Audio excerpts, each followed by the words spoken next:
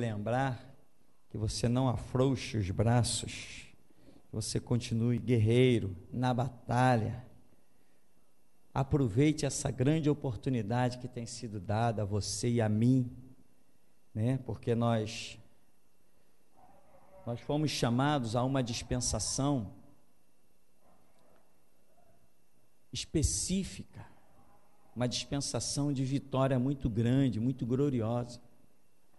Então, se você andar na direção e investir a sua vida, você vai colher muita glória, ainda nessa terra e no porvir, os galardões que estão reservados para você. Nós somos, irmãos, muitos não entenderam isso ainda, nós somos o comando de uma dispensação. Era possível Jesus Cristo ser derrotado? Não. Jesus Cristo foi derrotado? Não. Era possível ele ser derrotado? O possível é se ele se desviasse da direção do Pai. Amém? Aí ele estava derrotado. Ninguém o derrotou. Ele se derrotaria. Mas como Jesus veio implantar uma dispensação, na mão de quem está a dispensação? A dispensação estava na mão de Jesus. Outros homens receberam o implante de uma dispensação, por exemplo, e não puderam ser abalados nas condições mais adversas, como por exemplo Moisés. Moisés deu início a uma dispensação. Olha quantos povos Moisés despojou, quantos se levantaram contra Israel, todos caíram. Depois, Josué, ali tem uma nova dispensação com Josué, pouco identificada, tão pouco identificada que nem os teólogos a classificam. Você não ouve falar, não deram nome à dispensação que se inicia com Josué. Ali tem uma dispensação.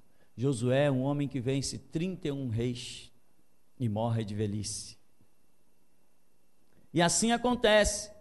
Nós, geração Jesus Cristo, nós demos início a uma dispensação, chamada dispensação da restauração da igreja. Em princípio, o básico, o cartão postal é a restauração da igreja, mas nós vamos restaurar todas as coisas. Inclusive, nós restauraremos Israel, que hoje já baixa as nossas mensagens abundantemente. Então, se você entender que você não pode ser derrotado, irmão, manda ver.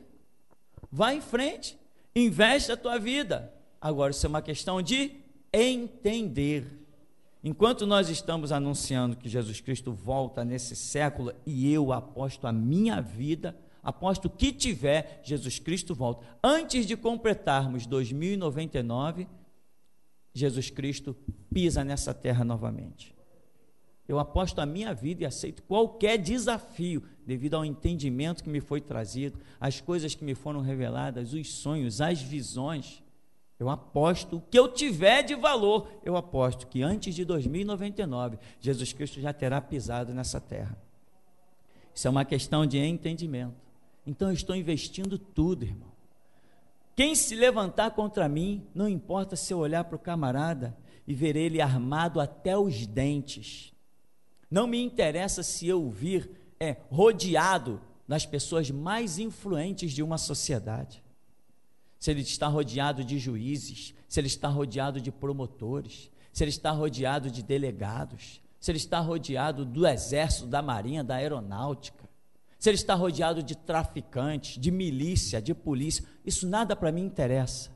Quem manda nessa terra hoje sou eu. Esse é o entendimento que eu tenho. Quem manda na terra hoje sou eu que dou curso ao planeta hoje. O planeta hoje ele está caminhando no curso que o meu Deus me deu a dar. Isso é uma questão de entendimento. Quem não entende isso, está vivendo, até mesmo aqui dentro, uma vidinha inútil, que não vai sobreviver. Lá fora está escrito o quê? Ensinando. Se você não veio com esse objetivo, você está no lugar errado. Se você não veio a aprender a morrer por Cristo, você está no lugar errado. Se o seu objetivo não é aprender a morrer por Cristo, você entrou na faculdade errada. Você não pode entrar numa faculdade de matemática dizendo que quer aprender inglês. Você não pode entrar numa faculdade de espanhol dizendo que quer aprender francês. Você não pode entrar na geração Jesus Cristo se o seu objetivo não for aprender a morrer por Jesus Cristo. Essa é a nossa escola, essa é a nossa faculdade. E é com esse objetivo, se alguém tem dúvida dele, é só olhar para a minha vida e para os meus inimigos. Antes eles pareciam tão grandes, e hoje, cadê eles? Onde estão os que se levantaram contra nós? Onde estão aqueles que disseram, vamos riscar a geração Jesus Cristo do mapa? Se Israel transgressou, ninguém consegue riscá-lo. Que dirá eu que ando na presença do Todo-Poderoso? E eu já disse nesse ministério várias vezes, o nome Geração Jesus Cristo só sairá da terra, da maneira que hoje está, ele nunca sairá da terra, nem no milênio. Até o fim do milênio, Geração Jesus Cristo será lembrada. Até o fim do milênio, quando encerrar a vida sobre o planeta, Geração Jesus Cristo será lembrada. Mas o nome, como organização, só sairá da terra depois que o grito da meia-noite também cumprir o seu papel. Antes disso, não sai. Falar essas coisas, irmão, é uma loucura. Por quê? Porque ninguém antes de mim ousou. Alguns já disseram assim, não, você está dizendo, muita gente já disse que Jesus ia voltar e não voltou. Eu digo assim, muita gente disse, mas vê o nome dessas pessoas que disseram, nenhum deles se chama Tupirani. Você entende a convicção que eu tenho? Não sei quantos são capazes de entender. O Cristo que eu sirvo não é fábula e não é meu empregado para abençoar a minha mesa. Mesmo que a minha mesa não esteja farta, ou mesmo que eu esteja com fome, eu vou servi-lo até a morte. Mesmo que eu esteja passando fome, as minhas últimas forças é para servi-lo. Se eu tiver que cair morto, cairei morto, mas com seu santo nome nos meus lábios. Isso é uma questão de entendimento. Quer vivamos, quer morramos, somos do Senhor. É para isso que você foi chamado, meu irmão. Não é para viver uma vidinha de assembleiano. Não é para viver uma vidinha de batista. Esquece aquela praga por onde você passou um dia. Onde te enganaram, te iludiram e disseram que Deus ia te abençoar na sociedade, que você ia ser bem sucedido. O homem mais bem sucedido que eu conheci na nossa era foi crucificado de cabeça para baixo. Ele foi bem sucedido e hoje ninguém consegue fazer uma peregrinação às suas propriedades, porque ele não deixou nada. Você veio aqui dentro para isso, para aprender a morrer por Cristo. E se você não tem essa intenção, meu irmão, quando você sair depois desse culto, só volte quando o teu objetivo for este. Não venha para cá encher essa igreja de dízimo e oferta, porque eu nunca pedi nada disso a ninguém. O objetivo desse ministério é levantar o povo mais forte que toda uma história da humanidade nunca conheceu, vai conhecer quando esse povo se levantar, e esse povo se chama o grito da meia-noite. Esse é o objetivo. Mas se esse povo não tiver uma base muito forte, ele nunca se formará. E é por isso que aqui, logo lá já está aprendendo, já está dizendo, ensinando a morrer por Cristo. Sabe por quê? Porque a próxima dispensação, o grito da meia-noite, serão aqueles sedentos por morrer por Jesus Cristo. Eu sei da minha missão, e por isso essas placas que estão aqui na igreja, aqui dentro e lá fora, elas têm um objetivo, elas fazem parte daquilo que eu recebi do trono do Todo-Poderoso. A primeira palavra que Deus nos deu, que eu senti que ia revolucionar, ou eu me acovardava, ou eu investia, a primeira está escrito lá, em cima do número 35. A primeira, proclamando a soberania de Deus, quando Deus nos deu, antes dessas obras todas que fizemos, ainda com o telhado de amianto, quando Deus nos deu essa frase, proclamando a soberania de Deus no final de um culto, em meio a um louvor, quando Deus nos deu essa frase, irmão, Deus mostrou para mim o que eu teria que dizer, e o que eu teria que fazer, e quem eu iria enfrentar, e ali eu pude decidir se ia dar continuidade àquilo ou não. Era como se eu estivesse diante de uma fornalha, e eu decidisse entrar com os próprios pés ou não, era escolha minha. Se eu não tivesse entrado, muita gente não estaria hoje aqui. Se eu não tivesse entrado, irmão, pode acreditar numa coisa, você estaria aqui entrando em apenas mais uma igreja, mas como eu entrei por essa porta, você hoje não está em apenas uma igreja, você está na Voz da Restauração, e não vai ousar pensar que isso aqui é outra igreja. Se você tem costume das outras igrejas, até o que você entendia da Bíblia, meu irmão, pode jogar no lixo e pegar o que nós temos dado para você.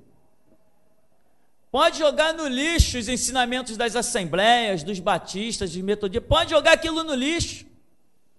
Faz que nem muitos fizeram, depois de 30 anos de igreja, chegar aqui e dizer, eu me converti há 3 meses, porque tem 3 meses que eu estou na geração Jesus Cristo. Pode fazer isso, meu irmão.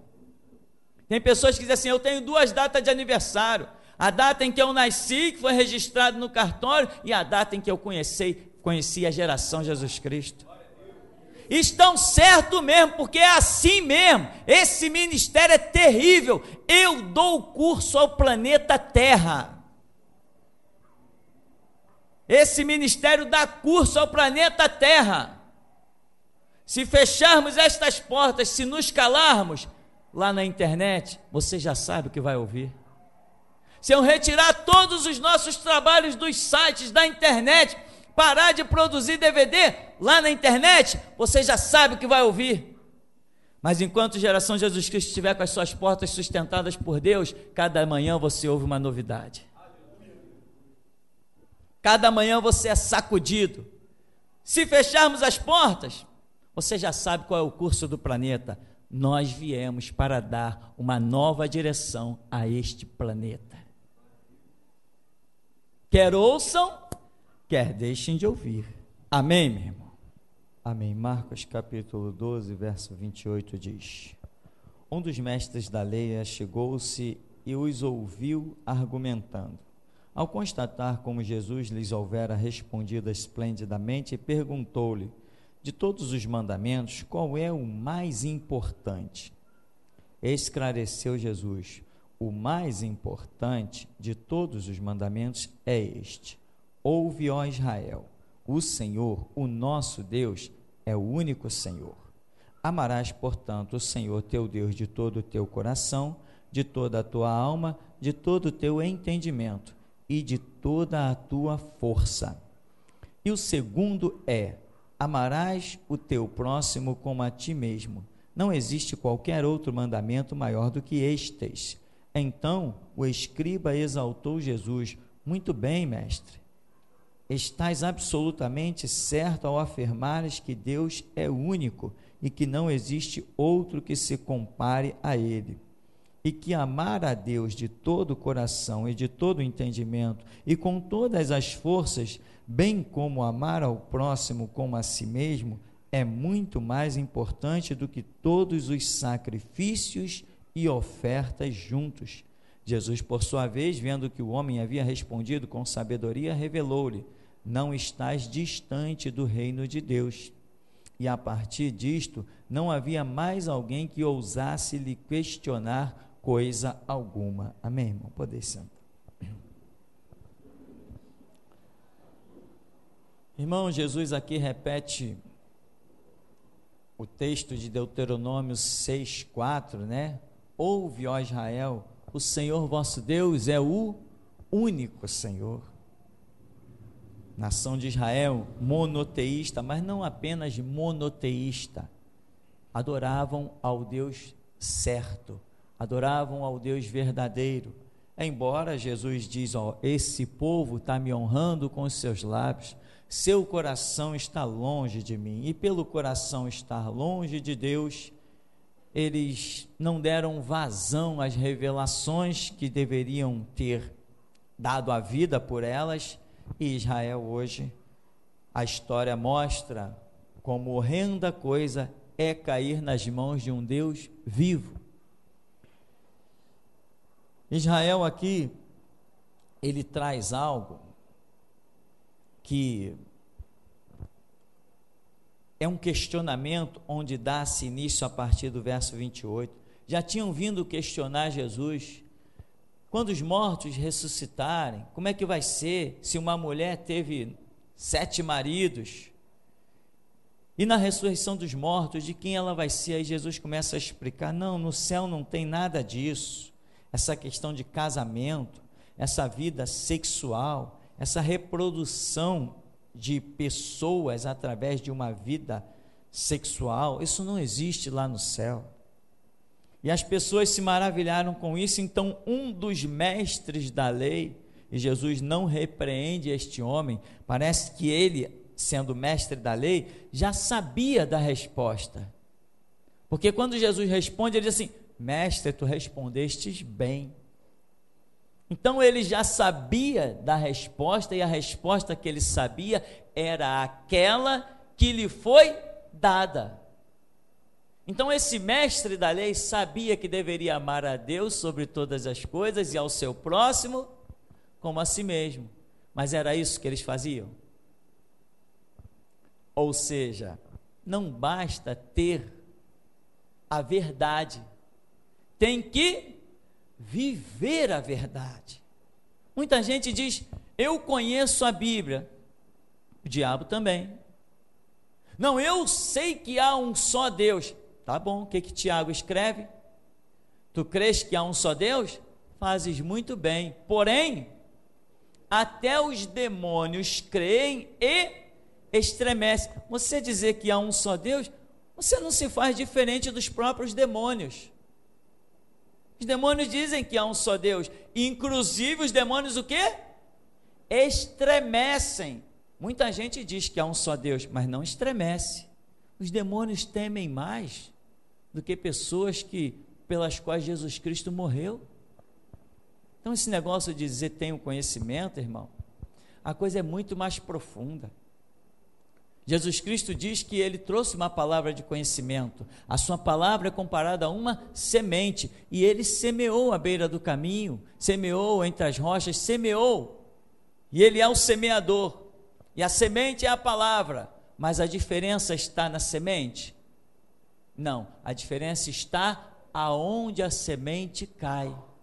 E aquele cenário ali, entre espinhos, beira do caminho, boa terra, no meio de pedregais, aquilo ali representa como o homem recebe a palavra de Deus. Tem muita gente que quer a palavra. Ora, quem não quer uma palavra dessa? Mas quando vê o que a palavra exige para se manter, crescer e frutificar, muitos não querem. Porque essa palavra não cresce no meio de pedregais, de espinhos. O que são os espinhos?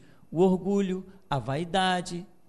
O que são os pedregais? Muitas das coisas que as pessoas querem sustentar, o seu status. Eu não falo com qualquer um, a minha amizade é classe média alta, e blá, blá, blá, e a palavra não permite isso.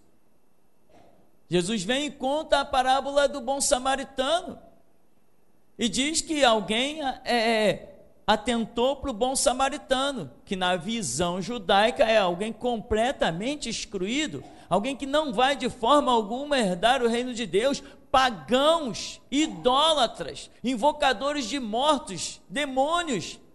Mas Jesus diz que um homem vem e se torna o semelhante daquele homem, lhe faz o bem. Muitos ricos não querem saber de estar estendendo a mão para ninguém. Então isso também são pedras, são espinhos. Muitas pessoas não estão preocupadas. As pessoas acham, não, eu creio em Deus, eu conquistei. Se aquele irmão não tem, então é porque ele não creu em Deus. No entanto, Jesus vem e conta outra parábola, a parábola do rico e de Lázaro. Lázaro não tinha nada, mas se ele foi levado ao seio de Abraão, então ele cria em Deus o suficiente para ser salvo. Porém, o rico, mesmo tendo todas as coisas, não tinha uma fé que lhe pudesse salvar. Aqui então, Jesus responde a uma turma e logo vem um mestre da lei que se achega e argumenta.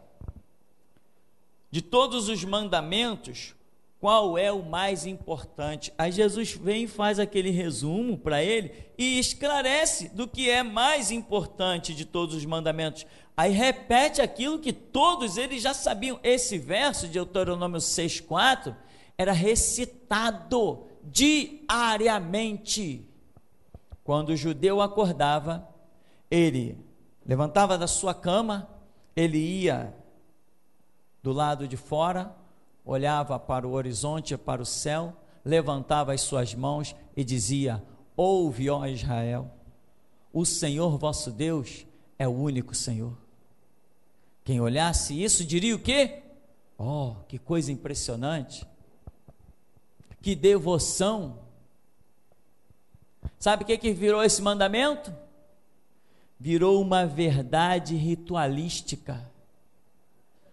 Porque lá no idioma hebraico, o ouve significa preste atenção para praticar. Não é apenas ouvir. Por isso que Jesus lá em Apocalipse repete constantemente a mesma expressão: quem tem ouvidos para ouvir, ouça. É o mesmo verbo, tipo, preste atenção e pratique.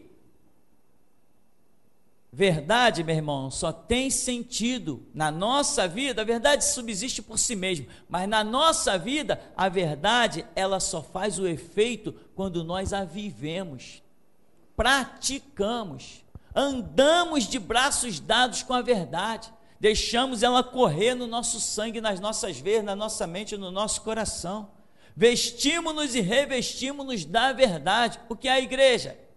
Diz Paulo que ela é a coluna e firmeza da verdade, como se Deus tivesse implantado a verdade na sua igreja, e a igreja se tornou uma espécie de sustentáculo da verdade.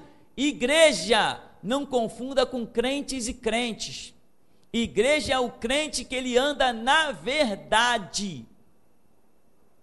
Igreja não é aquele crente que de vez em quando dá uma passadinha de cheque sem fundo, que nem eu conheci um bocado lá na Polinter. Não, que eu estava na igreja, mas eu estou preso porque, vacilei, dei ouvido para o diabo. Passei um chequinho sem fundo, enganei o meu patrão, roubei lá no caixa. Eu vi esses testemunhos dentro da Polinter. Gente que se dizendo crente. Meu irmão, o crente, ele morre de fome, mas não rouba nada de ninguém. Ele até pede: estou com fome, dá para me dar um pedaço de pão? Não, não vou te dar um pedaço de pão não. Ele cai morto, mas ele não rouba, porque o templo do Espírito Santo não pode ser violado.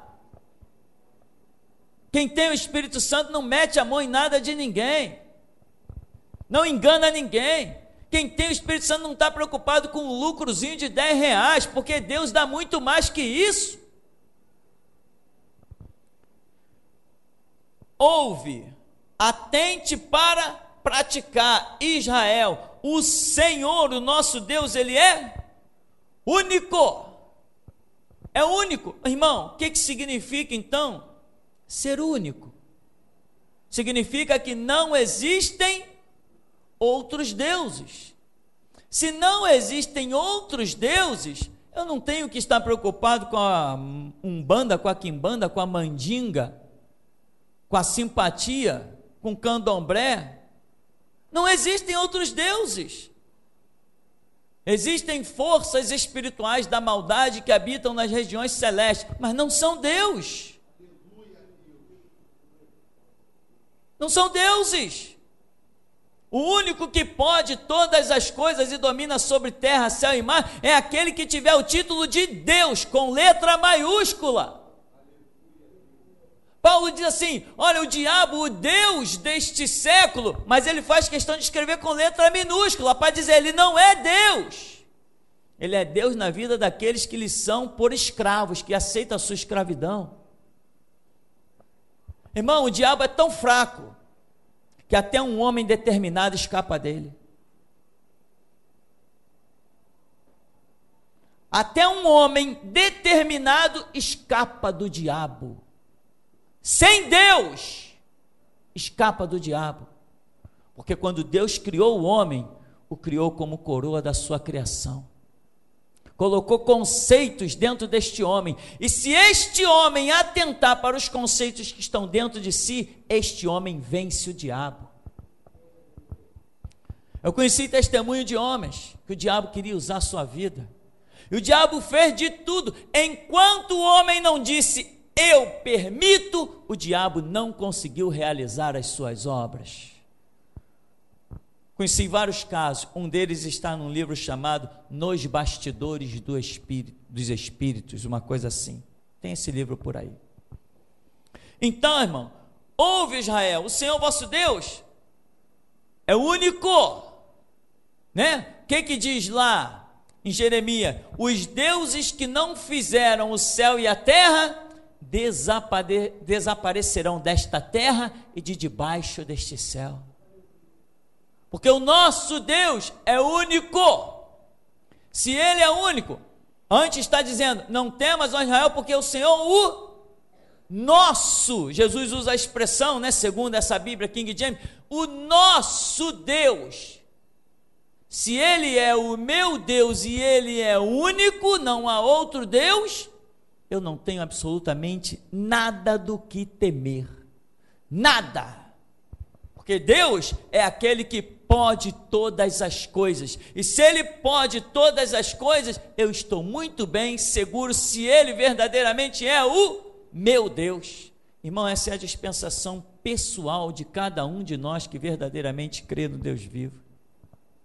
Não temos absolutamente nada do que temer, não temos nada com o que nos preocupar, exceto, obviamente, a nossa preocupação é em andar na sua lei, na sua regra, para que verdadeiramente Ele se compraze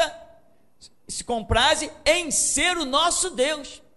Se Ele disser, eu serei o teu Deus, eu serei o teu pai, tu serás o meu filho, eu andarei contigo e tu andarás comigo, eu cuidarei do que é teu e você cuidará do que é meu irmão, aí você vai ver coisas inefáveis, de 1000 cair ao seu lado, 10.000 à sua direita e tu não ser atingido. Se o Senhor é o teu Deus, meu irmão, devote a tua vida, a tua esperança, tudo que você tem para Ele, porque você vai ver que verdadeiramente Ele honra, Ele vela sobre a sua palavra para cumprir. Jesus escreve aqui um mandamento e diz, olha, o mais importante é esse aí, você amar a Deus sobre todas as coisas. Depois Jesus fala assim no verso 30, porém, amarás portanto o Senhor teu Deus de todo o teu coração, de toda a tua alma, de todo o teu entendimento e de toda a tua força.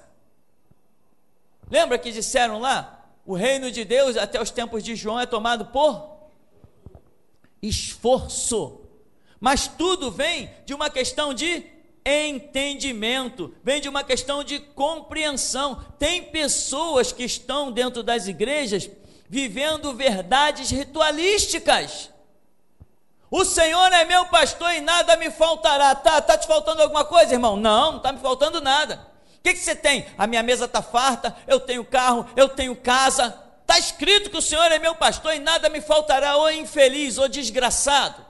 Cadê o que vale mais que isso? É isso que se resume um Deus? Numa mesa farta e num carro na porta? Que Deus é esse? Verdadeiramente o Deus é aquele que faz a nossa língua como a pena de um destro escritor. Aquele que nos dá autoridade quando você chega perto e diz assim, demônio, vai sair agora ou vou ter que mandar? Quando você se aproxima e você sente que o diabo está suplicando, me deixa embora, eu não resisto à presença deste homem, isso verdadeiramente é o Senhor é meu pastor e nada me faltará. Tem gente que quando olha para a Escritura, o Senhor é meu pastor e nada me faltará. Ele olha, eu não tenho falta de nada. Fora dele, ele tem tudo, mas dentro é um sepulcro caiado, vazio. Deus não está procurando sepulcros caiados, meu irmão. Deus está procurando templos cheios do Espírito Santo. E tem pessoas que estão apenas nesses termos aqui. Nada me falta, mas não estão tendo entendimento, não estão tendo força, qualquer porcariazinha que acontece, estão voltando atrás, estão negando Cristo. Um exemplo é esse próprio ministério, que se hoje cada um que foi chamado para cá, Deus não tivesse selecionado e eles por besteira não tivessem enfraquecido, nós hoje não teríamos lugar aqui dentro. Muita gente, irmão, está assim, Jesus diz, amarás, portanto, ele lê o mandamento e diz, amarás, portanto, o Senhor teu Deus, de todo o teu coração, de toda a tua alma, de todo o teu entendimento e de toda a tua força. O que é amar de todo o coração? É verdadeiramente amar. E como é que se ama alguém que você nunca viu? Como que você devota sentimento ao que você nunca viu? Exceto se você tenha visto. Mas só que não enxergamos Deus com os olhos. Enxergamos Deus pela fé, pelos seus feitos, pelos seus atos. Ainda que a figueira não floresça, nem haja fruto na videira, o produto da oliveira minta, diz Abacuque, todavia eu me alegrarei no Senhor e exultarei no Deus da minha salvação. Mas eu não estou vendo ele, o que eu estou vendo é os ímpios prevalecendo sobre os justos, mas a minha esperança continua nele. Abacuque escreve isso por quê? Porque ele tem um entendimento, ele tem forças para seguir aos conceitos de Deus, ele tem uma alma entregue para ser templo do Espírito, e aqui não está nem mencionando a questão do Espírito, onde é o nosso depósito, que Deus opera as suas coisas maravilhosas e deposita coisas dentro de nós, que a gente vai percebendo ao longo da história, como tem depositado dentro de cada um de nós. Mas se nós não nos entregarmos, irmãos, com toda a devoção, com todo o empenho, a ponto de ouve, ó Israel, ou seja, atenta para praticar. Irmão, muita gente está atentando para a palavra, para decorar e citar, porque é bonito. Eu mesmo encontrei essa semana alguém que dizia assim, poxa, eu acho tão bonito quando aquelas pessoas estão pregando e começam a citar versículo bíblico, cita até a referência onde está escrito aquilo, e eu estou tentando, eu estou me esforçando porque eu acho aquilo bonito e eu quero também decorar. Você entende que tem pessoas que estão querendo usar a palavra não para praticar a palavra, mas para se exaltar. Uma coisa que não tem sentido. Você não precisa necessariamente decorar versos bíblicos, nem saber aonde está escrito, mas se você sabe que está escrito e vive, é isso que Deus está olhando. Mas tem gente que quer decorar, porque vai numa igreja e tem lá um irmão, porque Mateus não sei o que está escrito isso, e olha em Marcos, e lá em Deuteronômio, em Gênesis e tal, e a pessoa, poxa, que sabedoria. Sabedoria não é de quem recita versos bíblicos, sabedoria é de quem vive a palavra. O que tem os meus mandamentos e os guarda, guardar no sentido de praticar. Ouve, Israel, atente para praticar. Israel, os judeus acordavam de manhã, cadê o nascer do sol? Está para aquele lado, eles já tinham a janela deles ali, iam lá.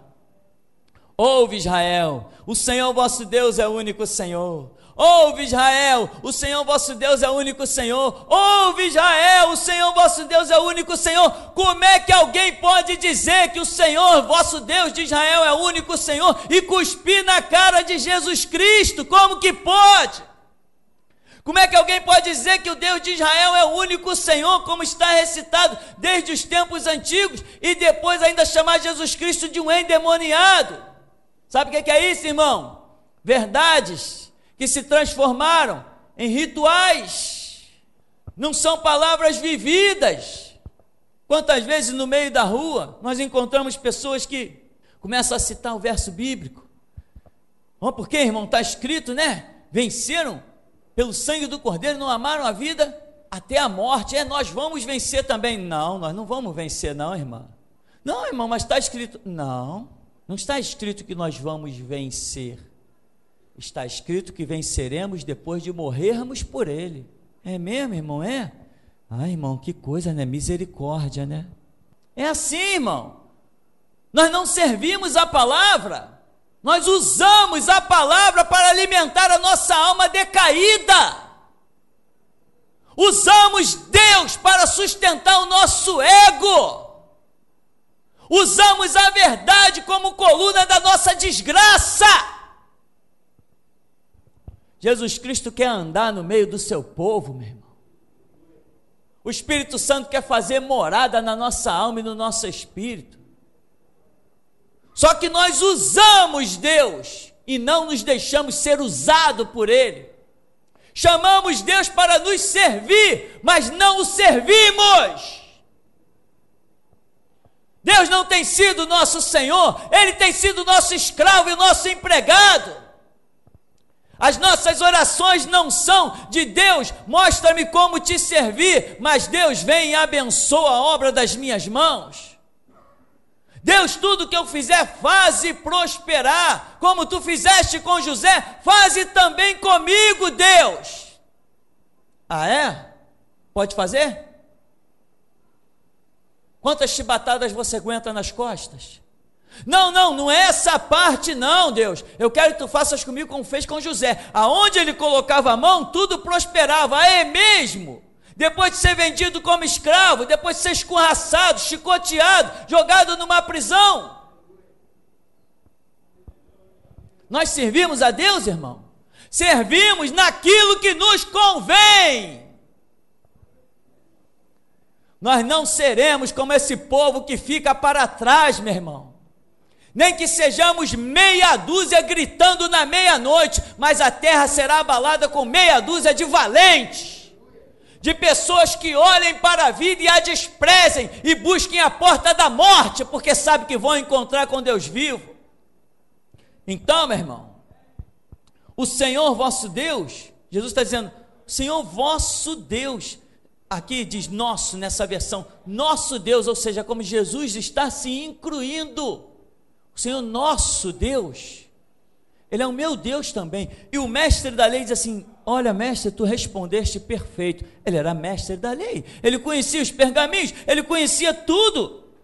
Ele diz, você respondeu certinho, é exatamente isso aí que você falou, porque não há nada maior do que isso, do que amar a Deus sobre todas as coisas e amar ao seu próximo. Aí o mestre da lei diz assim, olha, no verso 33, bem como amar ao próximo como a si mesmo, e muito mais, é muito mais importante do que todos os sacrifícios e ofertas juntos.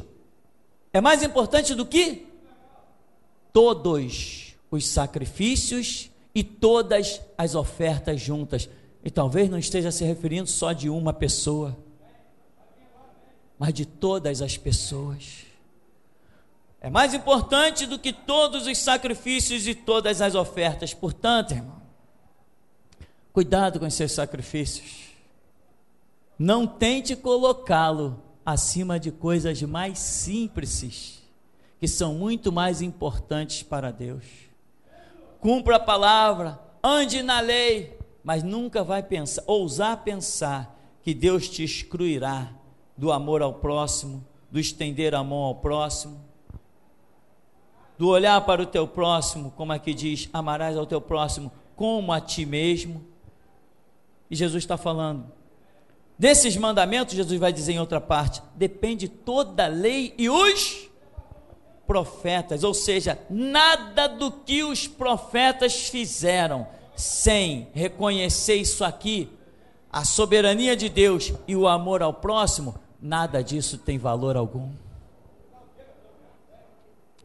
Ainda ele diz assim, voltando ao verso, ouve Israel, significa, atente para praticar. Muita gente diz assim, irmão, está escrito, eis que vos dou poder para pisar serpentes e escorpiões e toda a força do diabo. Tá escrito, E a prática? Cadê a unção? Cadê a autoridade? Cadê a preocupação em buscar Deus e dizer, Deus, me dá poder. Eu quero estar pronto, Deus. Na hora que o diabo bater o pé, eu bato o meu mais forte. Na hora que o diabo gritar, eu grito mais forte. Na hora que ele vier contra mim, eu vou contra ele. Cadê a unção? Cadê a autoridade? Cadê o poder? Muitos cristãos estão usando a palavra de Deus exatamente como verdades ritualísticas, igual Israel fazia. Curvavam-se no chão, botavam o rosto em terra, um verdadeiro cenário, uma verdadeira apresentação para todo mundo ver. Ficavam à beira do caminho louvando, ficavam à beira do caminho recitando versos bíblicos. Cadê a espiritualidade de Israel, se quando o unigênito do Pai desce na terra, eles o chamam de endemoniado e acusam de ter um pacto com o diabo? Cadê a espiritualidade de Israel? E hoje muitos crentes de 5, 10, 15, 20 anos dentro da igreja estão na mesma questão, vivendo verdades ritualísticas, que o diabo manifesta, não tem unção, não tem graça, não tem autoridade, precisa alguém de uma palavra, não tem a palavra, tem que buscar outros que tenham. Tem gente, por exemplo, nessa manhã aqui, tem gente aqui dentro preocupada com o que vai fazer para satisfazer-lhe a si mesmo.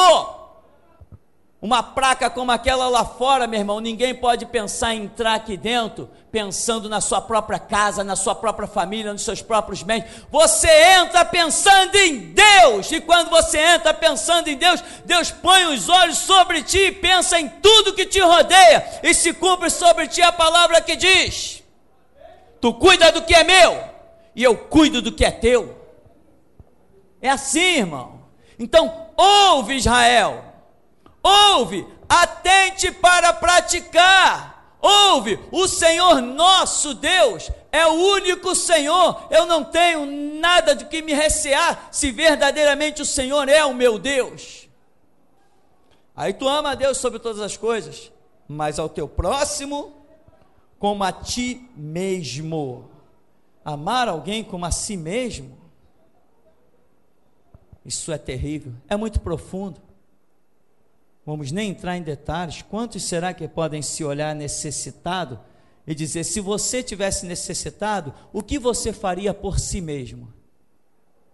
Se você se visse debaixo de um viaduto, o que você faria por você?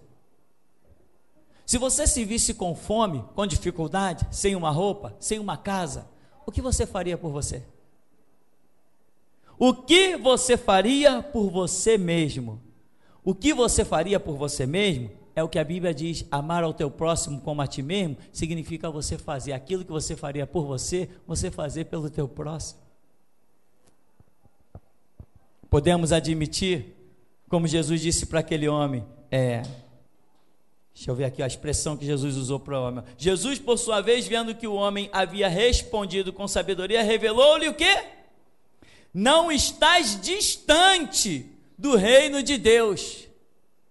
O homem reconhece que amar ao seu próximo, amar a Deus sobre todas as coisas. Jesus diz assim: tu estás integrado no reino? Não, tu não estás distante. Então nesta manhã eu quero dizer para todos nós não estamos distantes, mas ainda tem uma estrada a percorrer.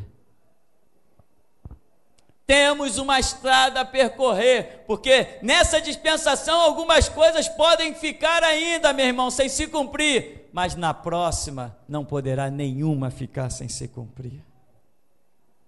E é essa a questão, preparando-se um povo para que possa verdadeiramente ser o grito da meia-noite, um povo que terá tudo em comum, inclusive até o Espírito Santo.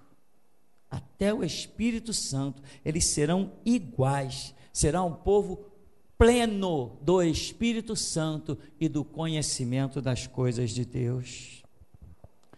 Aqui então, meu irmão, voltando aqui, verso 30, amarás, portanto, diz o Senhor Jesus, o Senhor, teu Deus, de todo o teu coração e de toda a tua alma e de todo o teu entendimento. Como que diz Oséias? O meu povo está sendo destruído porque lhe falta conhecimento. Conhecimento é entendimento.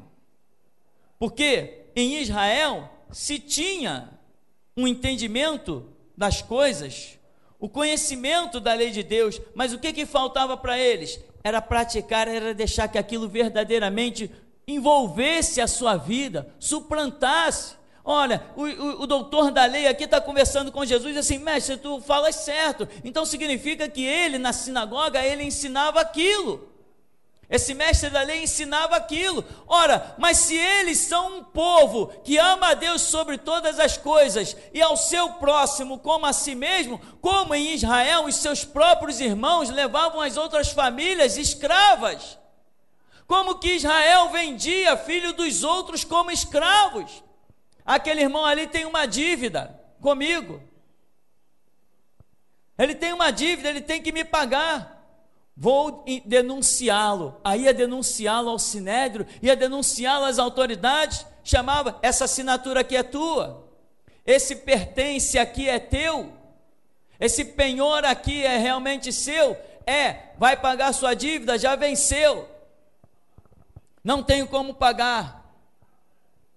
Então, você que é responsável pela situação aqui, o que você decide? Vai perdoar a dívida dele ou a família dele vai ser vendida como escravo? Vende a família dele como escravo. Ué, mas não está escrito, amarás ao teu próximo como a ti mesmo? Então se eu estiver no lugar daquele homem, eu diria a mesma sentença? Eu não diria a mesma sentença, me vende como escravo. Eu não diria a mesma sentença, eu diria perdoa. O grito da meia-noite não é os gritos, não são os gritos, é o grito, singular. Embora será uma multidão, a Bíblia chama de o grito no singular. Será um povo que vai olhar para o seu irmão como se estivesse olhando para si mesmo. Cada um vai olhar para o seu irmão como se estivesse olhando para si mesmo. A necessidade do seu irmão vai ser a sua necessidade. Pessoas vão ter coragem de tirar da sua própria boca para alimentar o seu irmão. Por isso que será o povo de maior unção que o mundo já conheceu. Não vai ser o povo de maior unção simplesmente porque conhece Bíblia, porque tem o Espírito. Porque Israel conhecia a Bíblia, Israel tinha o Espírito, mas atente para praticar, presta atenção para praticar, isso Israel não tinha. E o grito da meia-noite será uma peneira fina, finíssima, que somente aqueles que atentaram para praticar vão fazer parte dele. Tempo glorioso, tempo tremendo, a união do grito da meia-noite, só a união daquele povo vai deixar o planeta em polvorosa. Será notório sobre o planeta Terra, pessoas que estarão em dificuldades na África, vão receber ajudas chegando do Brasil, e as pessoas lá, de onde veio essa tua ajuda? Você agora não tem mais falta de nada, o teu azeite multiplicou. Recebi essa ajuda do Brasil. De quem? Não sei, nunca vi a pessoa. Mas é meu irmão em Cristo, é o que grita comigo no meio das trevas. Pessoas do Nordeste vão receber ajuda do Sul, pessoas do Sul vão receber ajuda do Norte. Haverá uma coisa louca nessa terra, porque Deus vai encontrar um povo unido, para que se cumpra a palavra que Ele diz: Pai, eu dei a minha vida por eles, para que eles sejam um, como eu e tu, ó Pai, somos um. Não busque poder, meu irmão, sem primeiro buscar o amor no teu coração. Não existe poder sem amor. Costumamos dizer os livros seculares que eu já li, muitos deles diziam o seguinte: você poderá ser tanto quanto mais poderoso, dependendo de quanto tanto mais você for capaz de amar. E aí eles usavam a expressão de Cristo: o homem mais poderoso do mundo entregou a sua vida por amor. Ultimamente temos falado muito nisso, meu irmão.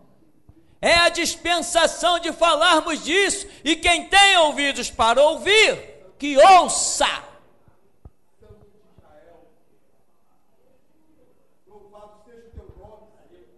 Tem gente que tem o que tem, mas não reconhece quem deu. Deus não faz a tua casa nadar em riquezas, meu irmão, para você simplesmente se sentir seguro. Se Deus te faz as riquezas serem abundantes, é porque Ele acredita que você será um hábil administrador para glorificar o nome dEle. Porque fato é que a prova que as riquezas não são suas, que quando você e eu baixarmos a sepultura, nem no nosso bolso deixarão ir nada.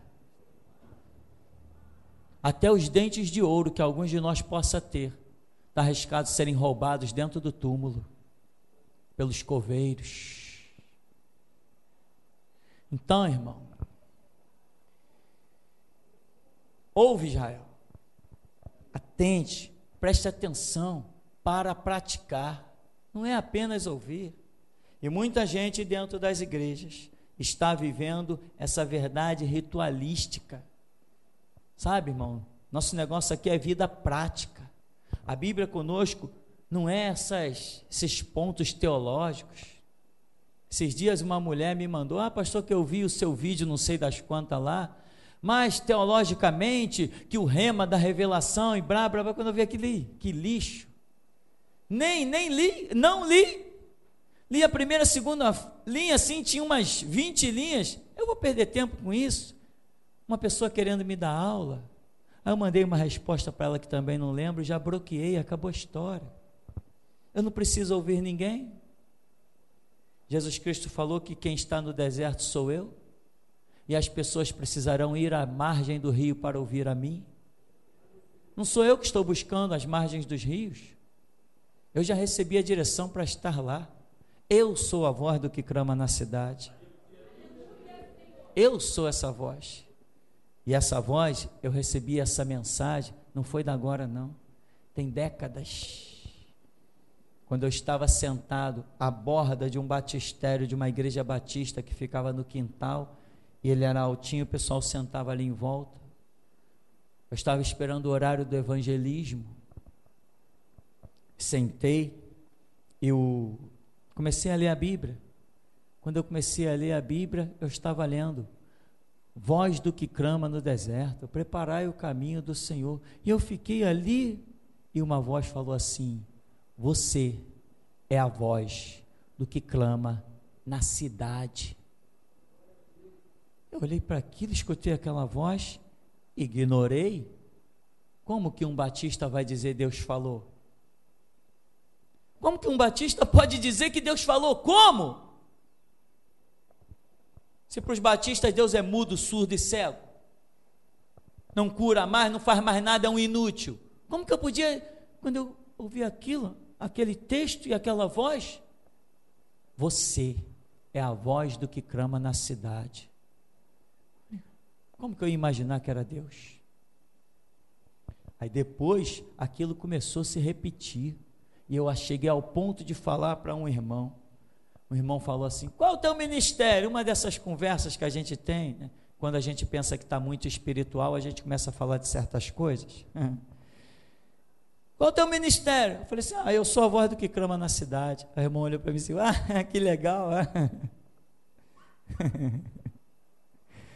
Quando as coisas são da nossa cabeça, meu irmão, elas ficam só na nossa cabeça. Quando vem do coração de Deus, o mundo inteiro vê.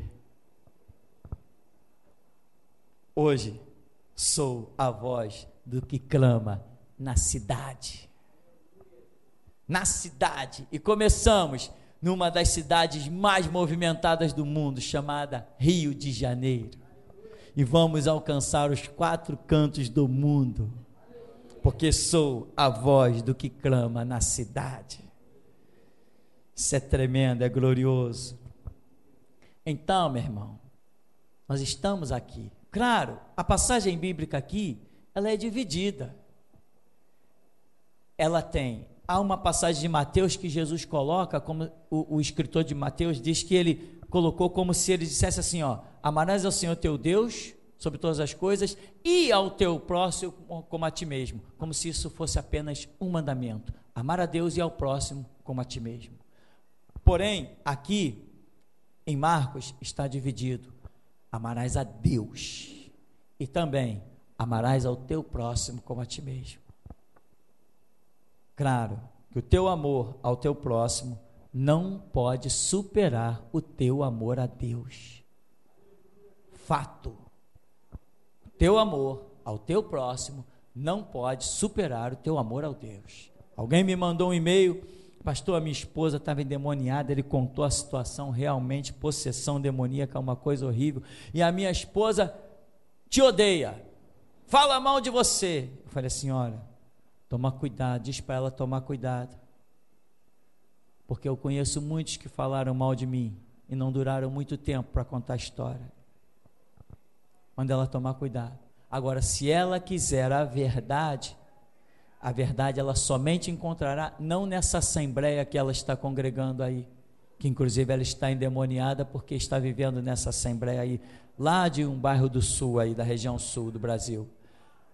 Eu falei, se ela quiser a verdade, ela terá que achar essa verdade no meu ministério. É o único lugar onde ela pode escapar do domínio do diabo e receber autoridade contra principados, potestades e viver o projeto que Deus tem hoje para a vida dela. Se ela atentar, muito que bem, e ele diz assim, que eu estou preocupado, talvez eu me separe, tenha que me separar e não sei o que, eu falei, não se preocupem com nada, se tiver que se separar, separe-se. Se tiver que deixar de ver pai, ver mãe, ver filho, que assim seja. Podemos perder nessa terra um pai, uma mãe e um filho, mas não podemos perder o amor de Jesus Cristo por nós. E algumas pessoas, olha, boa parte aqui dentro está hoje vivendo isso. Pessoas que só estão na presença de Deus porque determinaram, não, eu não vou amar pai ou mãe acima do meu Deus. Amarás ao Senhor o teu Deus sobre todas as coisas. Tudo, né? Tudo. E Jesus falou assim, aquele que deixou pai, mãe, por amor de mim, vai receber outras coisas. Quando disseram, Senhor, tua família está lá fora. Minha família? Aqui, ó, minha mãe, meu pai, meus irmãos, são todos aqueles que fazem a vontade do meu Pai que está nos céus. Então, irmão, amar a Deus sobre todas as coisas, ao teu próximo como a ti mesmo. Não tenha medo, irmão, de quando você for dar alguma coisa, nunca pense que você dando alguma coisa vai te faltar, porque a Escritura diz que é dando que se recebe, é perdoando que se é perdoado. Você tem que plantar para colher, tem que plantar para colher. Quantas vezes para levar alguém na igreja, eu fiz o que nem eu mesmo fazia, paguei táxi, me apertei, botei a corda no pescoço, para levar gente para a igreja, pessoas endemoniadas, problemáticas, e eu queria levar aquela pessoa na igreja, que eu acreditava que lá tinha solução, graças a Deus, e tinha mesmo, e eu paguei táxi para pessoas, me desdobrei para levar pessoas de táxi e trazer de volta pessoas com algumas dificuldades. Me diz, se eu quando semeei isso, se eu perdi alguma coisa, o que eu perdi de fazer estas obras? Que falta fez na minha vida ou faz o dinheiro que eu dei para as pessoas? Hoje eu tenho dinheiro sobrando à minha disposição, o que prova que nada daquilo que eu dei me faz falta. Não me faz falta. Quem tem falta de dinheiro não tem carro novo na porta. Quem tem falta de dinheiro não olha para todas as suas contas e vê que todas elas estão pagas, e pode vir 2, 3, 4, 5, 6 meses para frente, que eu vou pagar do mesmo jeito. É dando que se recebe. Eu semeei no reino de Deus quando paguei táxi para alguém ir na igreja. Eu semeei no reino de Deus, meu irmão, quando tirei dos meus recursos, dei meu dinheiro de passagem para outros e eu fui a pé, eu semeei. É dando que se recebe. Então, irmão, ouve, preste atenção para praticar. Ajudar alguém, quando aparece a oportunidade de nós ajudarmos alguém, isso significa que Deus está nos dando a chance de praticarmos a sua palavra. Chance, oportunidades raras que Deus nos dá de praticarmos a sua palavra. Amém, meu irmão? Até aqui nos tem ajudado, Senhor.